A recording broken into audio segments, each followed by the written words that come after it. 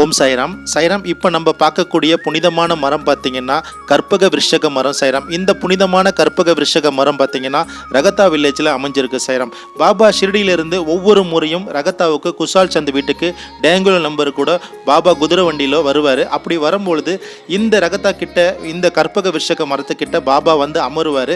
அங்கு பாபாவுக்கு ஊரிய மரியாதைகள்லாம் பண்ணிட்டு பேண்டு வாத்தியத்தோட பாபா இங்கேருந்து குஷால் சந்த் வீட்டுக்கு போய் அங்கு வசதியான ஆசனத்தில் பாபா வந்து அமர்ந்து அங்க இருக்க பக்தர்களுக்கு எல்லாமே பாபா ஆசீர்வாதம் பண்ணிட்டு பாபாக்கு உணவு கொடுத்த பிறகு பாபா மீண்டும் ஷிரடிக்கு வருவார்.